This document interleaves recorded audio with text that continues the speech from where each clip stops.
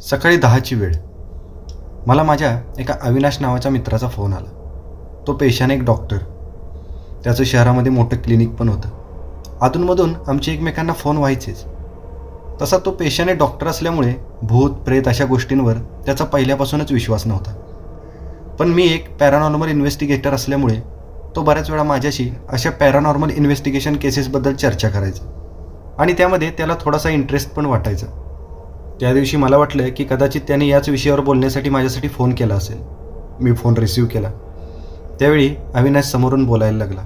थोडंसं नॉर्मल फॉर्मॅलिटीचं बोलणं झाल्यानंतर त्यानं मला एक गंभीर प्रश्न विचारला. अविनाश म्हणाला, सागर, मला एका केसमध्ये तुझी मदत पाहिजे. तसं मी अविनाशला म्हणालो, पण अविनाश, तुझी फील्ड वेगळी, माझी फील्ड वेगळी, त्यातच तुम्ही डॉक्टर लोक. मी ज्या क्षेत्रात काम करतोय त्या क्षेत्राला तुम्ही मानतच नाही. तसा अविनाश थोडा वेळ गप्प बसला आणि तो म्हणाला, सागर, माझ्याकडे एक अशी केस आली ज्याचं उत्तर सायन्सकडे पण नाही. त्यामुळं मला वाटतंय की आम्हाला तूच काहीतरी मदत करू शकतोस आणि जर तू खरंच मदत करू शकलास तर एका माणसाचं जीवन वाचेल. तसं मी जास्त आडेविडे न घेता अविनाशला म्हणालो, ठीक आहे अविनाश, मी तुला मदत करेन. बोल, आपण कधी भेटायचं.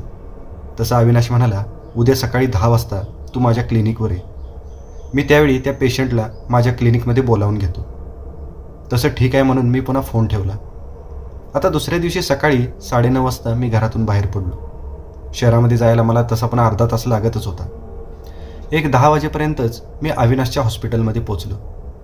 चांगलं मोठं प्रशस्त हॉस्पिटल होतं. तसं रिसेप्शनिस्टने मी आलेली खबर अविनाशला दिली. अविनाशने एका मिनिटाचा सुद्धा उशीर न करता मला आतमध्ये बोलावून घेतलं. हस्तांदोलन करून मी अविनाशच्या टेबलच्या समोर असणाऱ्या खुर्चीमध्ये बसलो. त्यानंतर मी अविनाशला म्हणालो, बोल अविनाश, कसली केस आहे तुझी? तसा अविनाश थोडा वेळ गप्प बसला. पुन्हा थोडासा गंभीर होत तो मला सांगायला लागला, सागर, माझ्याकडे एका राहुल नावाच्या मुलाची केस आली. साधारणतः 22-23च्या आसपास त्याचं वय असेल. त्या मुलाला एक विचित्रच त्रास आहे. बरेच दिवस झाले त्या मुलाचे खांदे आणि मान खूपच दुखते आणि त्यासाठी त्यांनी बरेचसे डॉक्टर गाठले, पण त्यांना फरक मात्र पडत नव्हता. आता ते माझ्याकडे आले. तो मुलगा सध्या कॉलेजमध्ये शिकतोय. ओझं म्हणलं तर फक्त कॉलेजची बॅगच तेवढी काय तो अडकवत असेल. त्याच्यापेक्षा जास्त तो कोणतंच ओझं उचलत नाही. आणि तेवढ्या बॅग अडकवण्याने त्याच्या खांद्याला आणि मानेला एवढ्या प्रकारची दुखापत होणं हे मला थोडंसं विलक्षण आणि अशक्यप्राय वाटतंय. असं म्हणून अविनाशने एक फाईल माझ्यासमोर सारली. मी ती फाईल उघडून बघितली. त्यामध्ये राहुलचे काही एक्सरे रिपोर्ट होते आणि त्यामध्ये स्पष्ट दिसत होतं की राहुलच्या खांद्याची हाडं आणि मानेची हाडं ही बऱ्याच प्रमाणात दबलेली होती. मानेच्या हाडाला बराचसा बाक आलेला होता. पाठीच्या मणक्याला पण बराचसा बाक आलेला होता. आणि त्या एक्सरेकडे बघून एकंदरीत असं वाटत होतं की कदाचित तो पेशंट एखादं अवजड सामान उचलण्याचं काम करत असावा. पण एकंदरीत पेशंटची हिस्ट्री पाहता तो असलं कोणतंच काम करत नव्हता.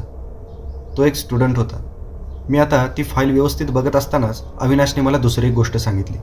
तो म्हणाला, सागर, आता ह्याच्यापेक्षा एक विलक्षण गोष्ट बघ, त्या मुलाचं वजन किती? तसं मी त्या मुलाचं वेट बघितलं तर तिथं 127 किलो हा आकडा होता. तसं मी अविनाशला विचारलं, काय रे अविनाश, मुलगा खूप जाड आहे का? तसं अविनाश म्हणाला, अरे जाड कुठला, एकदम काटकुळा मुलगा येतो. साधारणतः 60-65 किलो त्याचं वजन असेल. मग त्याचं वजन 125 किलो कसं काय? मी पुन्हा एकदा त्याचे रिपोर्ट एकदम व्यवस्थितपणे निहाळायला लागलो. पण खरं तर जसा अविनाशला धक्का बसलेला होता तसा मला पण धक्का बसलेला होता. पण मी ज्या प्रोफेशनमध्ये काम करत होतो त्यामध्ये अशा अशक्य गोष्टी मला बऱ्याच वेळा बघायला मिळायच्या. त्यामुळं मी त्याचा फारसा विचार केला नाही आणि ती फाईल मी अविनाशकडे परत सारत म्हणालो, बरं अविनाश, आता सांग, मी तुला काय मदत करू? तसा अविनाश मला म्हणाला, अरे काय मदत करू, काय विचारतोयस? हे प्रकरण आमच्या डोक्याच्या बाहेरचं आहे. त्या मुलाच्या खांद्याची, मणक्याची आणि मानेची हाडं बऱ्यापैकी डॅमेज व्हायला आलेली आहेत. आणि तिसरी भयानक गोष्ट म्हणजे त्या मुलाला फक्त रात्री किंवा अंधारामध्येच भयानक त्रास होतो. तसं मी अविनाशला विचारलं, अविनाश, त्याला कोणता त्रास होतोय नेमका ते तरी मला सांग. तसा अविनाश म्हणाला, सागर, त्या मुलाला रात्री असं वाटतं की त्याच्या खांद्यावर किंवा त्याच्या मानेवर खूपच मोठं ओझं आहे. त्यामुळं त्याला खूपच वेदना होतात. त्यामुळे तो रात्रभर झोपत नाही. तो बसून राहतो आणि बसून जरी राहिलं तरी खांद्यावरच्या त्या ओझ्यामुळं त्याच्या मणक्यावर खूपच ताण पडतोय. आणि दिवसा जरी तो कुठेही अंधाऱ्या ठिकाणी गेला तरी त्या ठिकाणी पण त्याला अशाच प्रकारचा त्रास होतो. हे सगळं काय प्रकरण आहे? तसं मी अविनाशला म्हणालो, अविनाश, तो पेशंट सध्या इथं आलाय का? तसं अविनाश म्हणाला, हो, मी त्याला बोलावून घेतले. तसं मी अविनाशला म्हणालो, ठीक आहे, तर मग त्यांना आतमध्ये बोलावून घे. तसं अविनाशने एक फोन कॉल केला आणि लगेचच दरवाजा उघडल्याचा आवाज आला आणि त्या दरवाज्यातून एक 22-23 वर्षाचा एक सडपातळ युवक आणि त्याच्यासोबत एक 50-55 वर्षाचा एक वयस्कर माणूस आतमध्ये आला. कदाचित तो त्या मुलाचा बाप असावा. आत आल्या आल्या त्या माणसाने आमच्या दोघांकडे बघून नमस्कार केला आणि ते टेबलाच्या बाजूच्या खुर्चीवर बसले. तसं अविनाशने त्या माणसाला माझी ओळख करून दिली. अविनाश त्या माणसाला म्हणाला, देशमुख साहेब, हे माझे मित्र सागर, हे एक पॅरानॉर्मल इन्व्हेस्टिगेटर आहे. तसा आता पॅरानॉर्मल इन्व्हेस्टिगेटर हा शब्द ऐकला की देशमुखांना थोडासा धक्का बसला. कदाचित त्यांना हे विचारायचं होतं की माझा त्या केसशी काय संबंध असावा. तसं अविनाशने त्यांना थोडंसं थांबवलं आणि ते म्हणाले, हे बघा देशमुख साहेब, तुमचा एकुलता एक मुलगा आहे. सध्या सायंटिफिकली तो एकदम फिट आहे, सगळे रिपोर्ट नॉर्मल आहेत. फक्त एकदा खात्री करण्यासाठी आपण ह्यांचा थोडासा सल्ला घेऊया, त्यासाठी तुम्ही कोऑपरेट करा. तसं देशमुख साहेबांनी थोडासा विचार केला आणि ते म्हणाले, ठीक आहे साहेब, जर माझा मुलगा बरा होत असेल तर मला काहीच हरकत नाही. त्यानंतर मी त्या दोघांकडे बघत चौकशी करायला सुरुवात केली. पहिल्यांदा मी त्या देशमुखांना विचारलं, देशमुख साहेब, मला एक सांगा, तुमच्या मुलासोबत हे सगळं घडायला कधीपासून सुरुवात झाली? तसं देशमुखांनी थोडासा विचार केल्यासारखं केलं आणि ते म्हणाले, साहेब, साधारणतः 1-1.5 महिना झाला असेल. तसं मी देशमुखांना पुन्हा विचारलं, बरं देशमुख साहेब, मला आता माझ्या काही प्रश्नांची उत्तरं द्या. सगळ्यात पहिली गोष्ट म्हणजे तुमच्या मुलासोबत मागच्या 1-2 महिन्यामध्ये काही धक्कादायक असं काही घडलं आहे का? म्हणजे त्याचा एखादा छोटासा अपघात किंवा तुमच्या आसपास तुमच्या नातेवाईकांमध्ये किंवा त्याच्या कॉलेजमध्ये काहीतरी विचित्र घटना, जसं की एखादा ॲक्सिडेंट, कुणाचा मृत्यू, असं काही? तसं देशमुखांनी नकारार्थी मान हलवली आणि ते म्हणाले, साहेब, तसं काहीही घडलेलं नाही. तसं मी थोडासा विचार केला आणि मी देशमुखांना म्हणालो, देशमुख साहेब, तुमची काही हरकत नसेल तर मी राहुलशी एकटा बोलू शकतो का? तसं त्यांनी होकारार्थी मान हलवली आणि ते केबिनमधून उठून बाहेर गेले. आता केबिनमध्ये फक्त मी, राहुल आणि अविनाश, आम्ही तिघेच होतो. त्यानंतर मी राहुलशी बोलायचा प्रयत्न करायला लागलो, पण राहुल मात्र बराचसा घाबरलेला दिसत होता. तो मान खाली घालून बसलेला होता. तसं मी राहुलला थोडंसं कम्फर्टेबल करण्यासाठी त्याच्याशी कॅज्युअली बोलायला सुरुवात केली. तसा तो थोडासा नॉर्मल झाला. आता बऱ्यापैकी माझ्या प्रश्नाची उत्तरं द्यायसारखा तयार झाल्यानंतर मी राहुलकडे आता गंभीर प्रश्न विचारायला सुरुवात केली. मी राहुलला म्हणालो, राहुल, हे बघ, आत्ता तुझ्याबरोबर जे काही घडतंय ते खूपच ॲबनॉर्मल आहे. जर आपण याचा वेळीच इलाज नाही केला तर हे तुझ्या जीवावर पण बेतू शकतं. त्यामुळे तू कोणतीही गोष्ट लपवायचा प्रयत्न करू नकोस. जे काही असेल ते मला सगळं खरं खरं सांगायचा प्रयत्न कर आणि मी तुला प्रॉमिस करतो की तू सगळ्या सांगितलेल्या गोष्टी आपल्या तिघांमध्येच राहतील. पण तू काहीही न लपवता आम्हाला सगळ्या गोष्टी सांग. तसं राहुलने खाली बघूनच होकारार्थी मान हलवली. त्यानंतर मी राहुलला विचारलं, राहुल, मागच्या 1-2 महिन्यामध्ये तुझ्यासोबत खरंच काही विचित्र असं घडलं नाही ना? तसं राहुल थोडा वेळ गप्प बसला आणि खाकरत त्याने बोलायला सुरुवात केली. तो म्हणाला, साहेब, मागच्या 1-2 महिन्यामध्ये माझ्या हॉस्टेलमध्ये एक भयानक घटना घडली. पण डॉक्टर, मी खरं सांगतो, त्यात माझी काहीच चूक नव्हती. आणि राहुल अक्षरशः रडायला लागला. तसं मी राहुलला शांत केलं, त्याला पाणी दिलं आणि एक 5 मिनिटांनी त्याला पुन्हा विचारायला लागलो. मी राहुलला म्हणालो, राहुल, मला जे काय झाले ते सगळे एकदम स्टेप बाय स्टेप सांग. तसं राहुल सांगायला लागला, साहेब, मागच्या 1-2 महिन्यामागं मी हॉस्टेलमध्येच राहत होतो आणि प्रत्येक रूममध्ये 2च मुलं असायची. माझ्या रूममध्ये माझ्यासोबत रवी नावाचा एक सिनियर मुलगा होता. आता ते सिनियर असल्यामुळं बऱ्याच वेळा आमच्यावर रॅगिंग करायचे. आता हा प्रकार कॉमनच असल्यामुळं आम्ही फारसे या गोष्टी घरी सांगत नव्हतो. पण त्यानं एक दिवशी माझ्याशी खूपच भयानक रॅगिंग केलं. साहेब, त्या दिवशी रात्री मी जेवण करून माझ्या रूममध्ये गेलेलो होतो. त्यावेळी रवी रूममध्येच इकडं तिकडे येरझाऱ्या घालत पुस्तक वाचत होता. एक अर्धा तास तो तसाच रूममध्ये फिरत होता आणि अचानक त्याला काय झालं काय माहिती, तो माझ्याजवळ आला आणि मला म्हणाला, राहुल, माझे पाय खूप दुखायला लागलेले आहेत, पण मला फिरत फिरतच पुस्तक वाचायची सवय आहे. एक काम कर, तू मला खांद्यावर उचलून घे आणि आपल्या खोलीच्या बाहेरच्या बाल्कनीमध्ये इकडं तिकडं फिर आणि मी तुझ्या खांद्यावर बसून पुस्तक वाचतो. मला ही मागणी थोडीशी विचित्रच वाटली. मी त्याला थोडासा विरोध पण केला, पण शेवटी तो सिनियर होता, त्यामुळे मला त्याचं ऐकावंच लागलं. आणि तसा पण रवी हा तब्येतीने किरकोळच होता. मी कसा तरी त्याला माझ्या खांद्यावर उचलून घेतला आणि मी त्याला खांद्यावर घेऊन त्या कॉरिडॉरमध्ये इकडून तिकडं फेऱ्या मारायला लागलो. आमची रॅगिंग बघण्यासाठी हॉस्टेलमधली बरीचशी मुलं गोळा झालेली होती. पण एक 10-15 मिनिटांनी सगळेच पांगले. मला वाटलं की रवी थोड्या वेळानं मला त्याला खाली उतरायला सांगेल, पण तो मात्र खाली उतरायचं नावच घेत नव्हता. शेवटी मी अवघडलो. खांदे आणि मान दुखायला लागले, माझे पाय लटपटायला लागले आणि मला असं वाटलं की माझा तोल जातोय की काय. आणि मी लटपटतच बाल्कनीच्या कडेला सपोर्टसाठी असणाऱ्या त्या स्टीलच्या बारजवळ गेलो. आमची रूम होती दुसऱ्या मजल्यावर आणि अचानक मला माझा तोल सावरलाच नाही आणि माझा तोल जाऊन मी घपकन खाली बसलो. तसा माझ्या खांद्यावर बसलेला रवी बाल्कनीच्या दुसऱ्या मजल्यावरून डायरेक्ट खाली ग्राउंड फ्लोअरवर पडला आणि पडताना तो बरोबर डोक्यावर पडला. सगळीकडे एकच कल्ला झाला. सगळी मुलं जोरजोराने ओरडायला लागली. बरीचशी मुलं रवीकडे पळत गेली. मी मात्र भीतीने एकदम सुन्न झालेलो होतो, कारण सगळं एकदम अचानक घडलेलं होतं. मी मटकन जाग्यावरच खाली बसलो.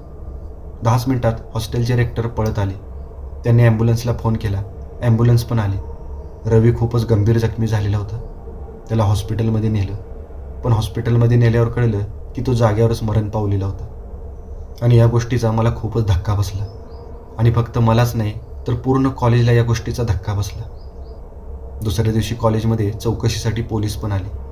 पण जर माझी चौकशी झाली तर रॅगिंगचं सगळं प्रकरण बाहेर येईल, म्हणून कॉलेजच्या मॅनेजमेंटने पोलिसांना माझ्यापर्यंत पोहोचूच दिलं नाही. त्यांनी तोल जाऊन रवी पडलाय असा रिपोर्ट पोलिसांना दिला. खरं तर मला पण पोलिसांचा ससेमिरा मागं नको होता, पण त्यानंतर मात्र मला रात्रीची झोप नीट लागेना. मला सारखं वाटायचं की कदाचित माझ्यामुळे तरी रवीचा जीव गेला नसेल ना. आणि त्या गोष्टीमुळं मी भीतीने एकदम ग्रासून गेलो आणि मी पुन्हा एक आठवडाभर घरी येऊन राहिलो. पण घरी आल्यावर सुद्धा मी माझ्या घरच्यांना या घटनेतलं काहीच सांगितलं नाही. एक आठवडाभर घरी राहिल्यानंतर मी बऱ्यापैकी नॉर्मल झालो आणि मी पुन्हा हॉस्टेलवर जायचं ठरवलं. त्यावेळी हॉस्टेलने माझ्या रूममध्ये अजून एका मुलाला टाकलेलं होतं. आता हे सगळं सांगताना राहुल मात्र भीतीने थरथर कापायला लागलेला होता. त्यावरूनच त्या घटनेचं गांभीर्य आमच्या पण लक्षात आलेलं होतं. तो थोडा वेळ गप्प बसला, पुन्हा पाणी पिला.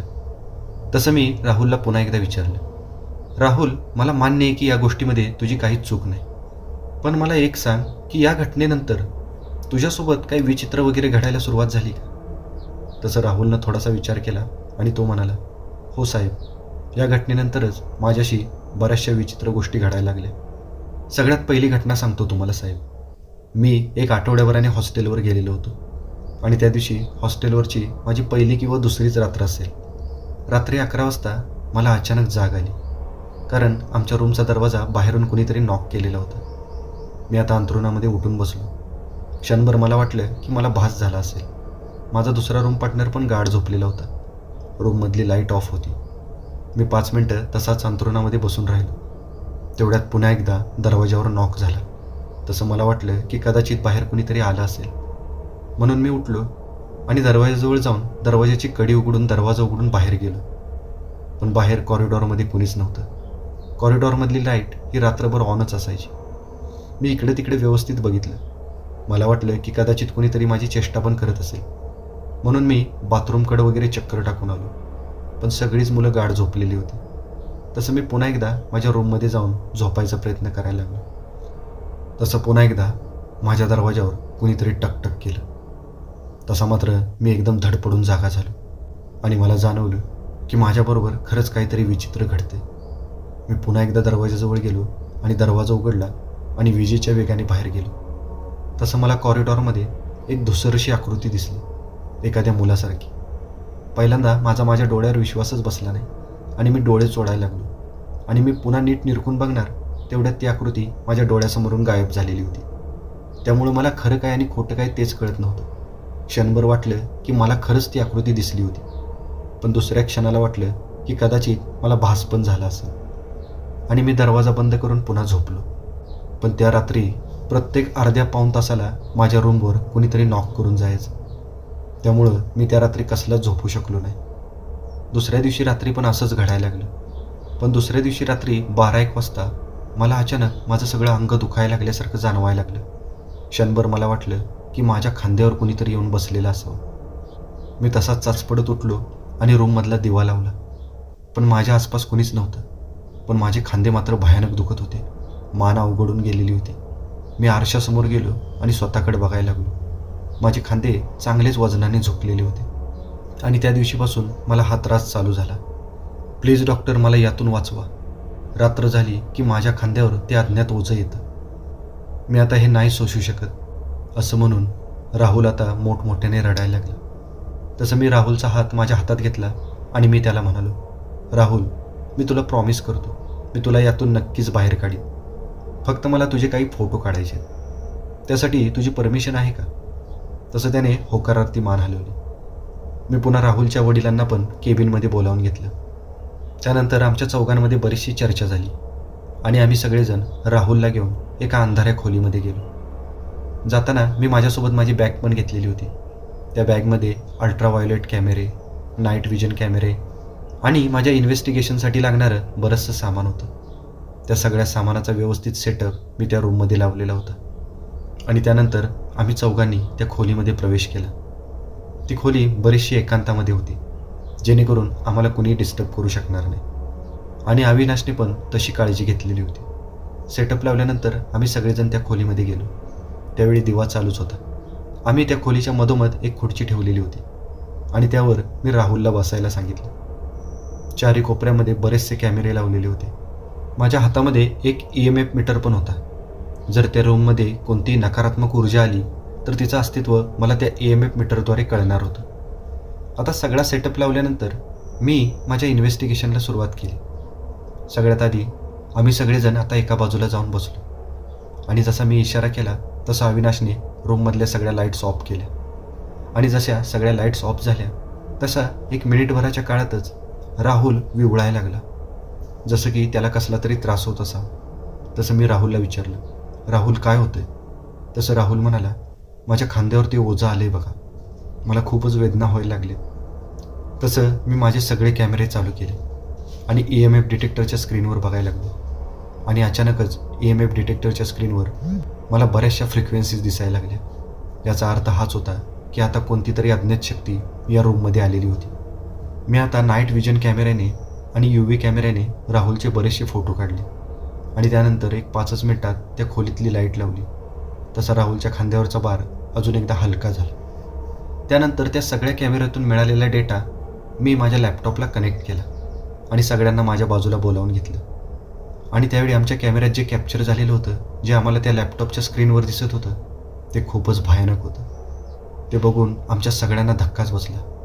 अविनाशच्या तर पायाखालची जमीनच सरकली. राहुल आणि राहुलचे वडील तर भीतीने थरथर कापायला लागले.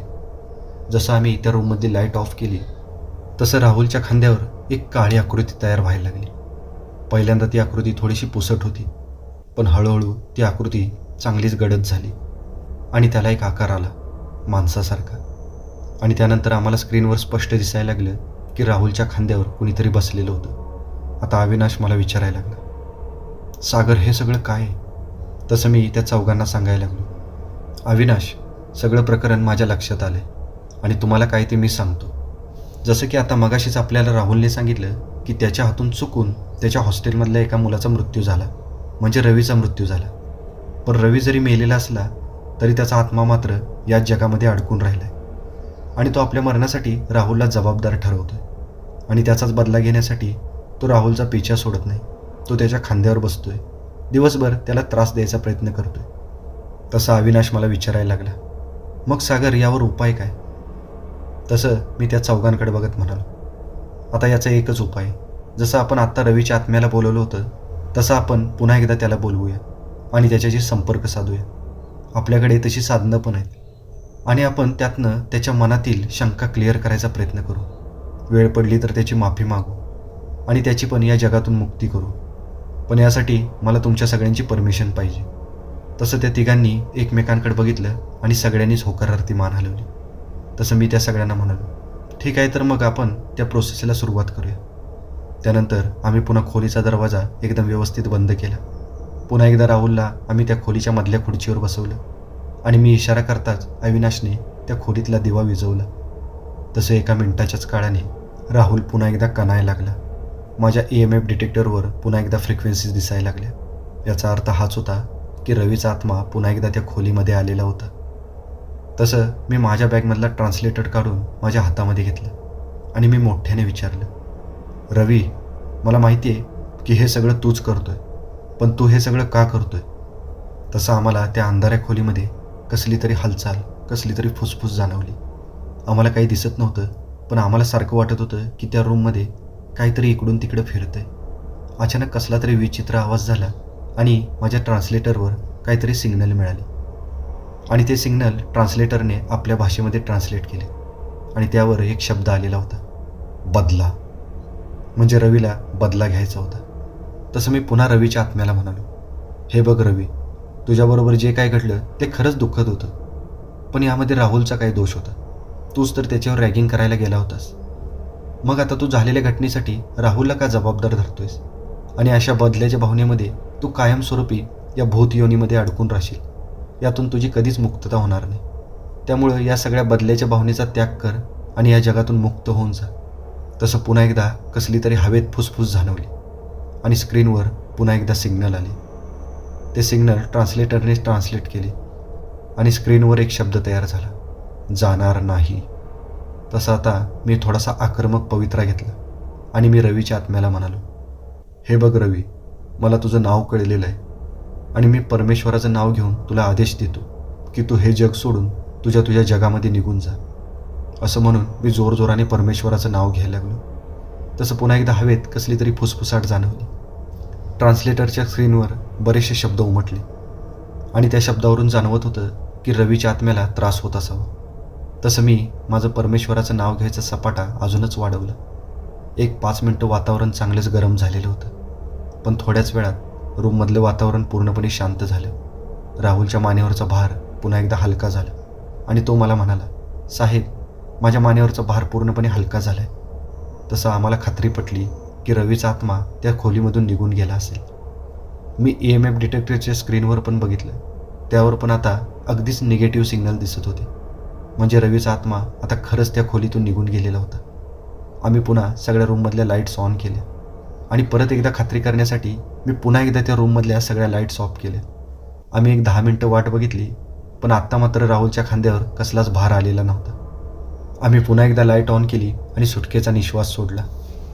त्यानंतर मी सगळ्यांकडे बघत म्हणालो, आपला प्रयोग यशस्वी झालेला आहे. रवीचा आत्मा आता हे जग सोडून गेलेला आहे आणि तो आता राहुलला कधीच त्रास देणार नाही. पण त्या तिघांचा चेहरा बघून मला असं वाटत होतं की त्यांचा माझ्यावर विश्वासच नव्हता. त्यानंतर मी त्यांना म्हणालो, हे बघा, आत्ता मी जातो. तुम्हाला जर काही त्रास झाला तर तुम्ही माझ्याकडं अर्ध्या रात्री या, मी तुम्हाला मदत करायला तयार आहे. असं म्हणून मी अविनाशला सांगून त्याचा निरोप घेतला. त्यानंतर 1 आठवड्याभराने मला अविनाशचा फोन आला. अविनाश त्यावेळी मला फोनवर सांगत होता, अरे सागर, खरंच तुझ्या ट्रिकनी काम केले यार. तो राहुल नावाचा पेशंट पूर्णपणे बरा झाला आहे. तसं मी अविनाशला खिजवत म्हणालो, अरे पण तुझा तर असल्या गोष्टींवर विश्वास नव्हता ना. तसा अविनाश म्हणाला, सागर यार, माझी चूक झाली, पण मला आता कळले की सायन्सच्या पुढं पण एक जग असतं. त्यानंतर बराच वेळ बोलून मी पुन्हा फोन ठेवला. त्यावेळी माझ्या चेहऱ्यावर एक प्रकारचं समाधान होतं.